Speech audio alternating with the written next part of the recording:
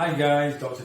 Ahmad, and today with me I've got the lovely Rianne, and we had a chat about a very specific, what I would call a treatment and not a treatment.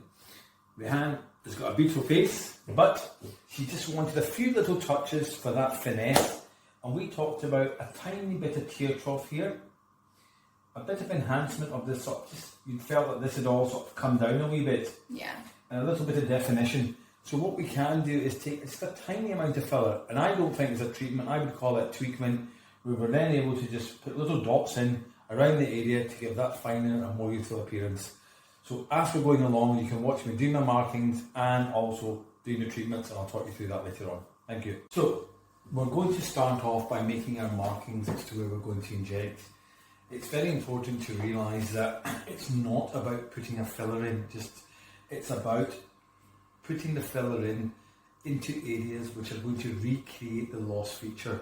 And normally what this would involve is, people imagine when you have a tear trough filler that you're just injecting in there. That's not correct. What we're doing is we're replacing some of the lost scaffolding up here, and by replacing the volume just along the mid-face area up here, we actually correct 50% of the tear trough. A lot of that is due to sagging skin because we don't have the supporting anchor. So my markings for tear trough will involve a replacement of some of the mid-face lost volume here, then followed, and that I like to do the direct bolus technique using the MD code system. So, and in that system we'll be injecting around the CK2 and the CK3 areas, and then I would like to use a cannula coming in from here on the bone, avoiding the blood vessels, avoiding the nerves, and then just treating this depression up here. Very small quantities. It's a treatment, not a treatment.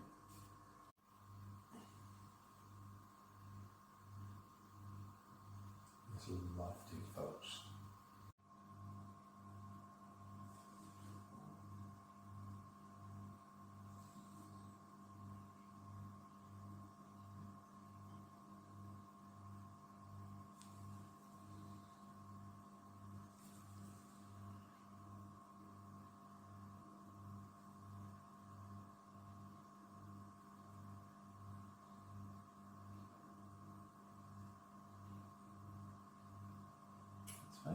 Okay, so we're going to start everybody on what I call the CK3 area. This one goes direct onto the bone, and before we inject, we do a little aspiration just to make sure there's no blood vessels or nerves, and then we're going to put a small bolus in here.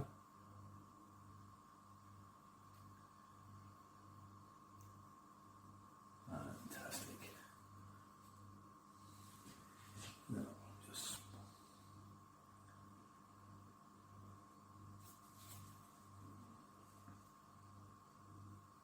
and what I'm doing is, because she's got beautiful features anyway and she's a young girl, we're just putting little snippets, tiny quantities, so that it's not too obvious, but it does produce a dramatic result.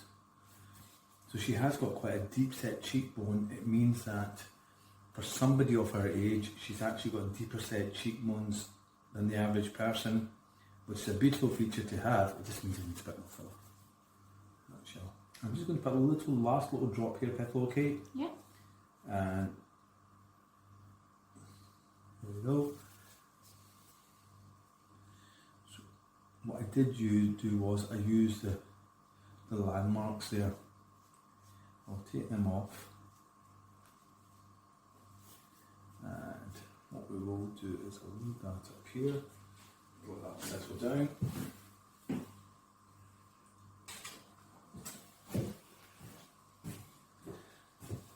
Can you sit forward for me? Mm-hmm. Wow.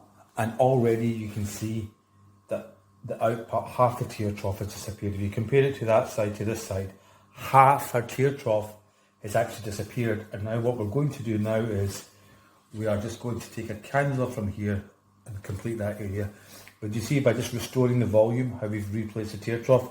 And it's a very natural thing. You've got a lovely cheekbone. Thank you. You've never got an even lovelier cheekbone now. I can see it now. Yeah, thanks.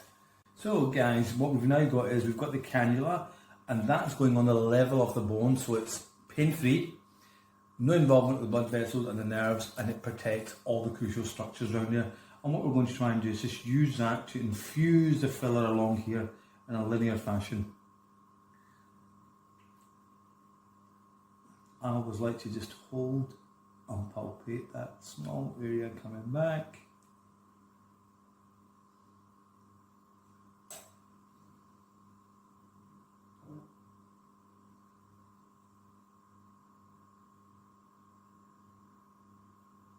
Fantastic. Okay. Let's pop this down. I didn't feel anything.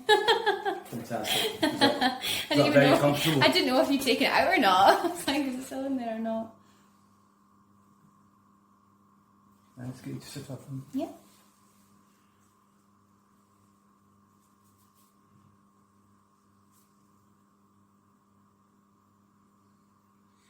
And it's nice just to massage it into place afterwards. And let's have a little look here. Very nice. So we've got, if you can see the difference between the two sides, we've done that. Now what I would do is over the next 4 weeks, in tear trough fillers, less is more.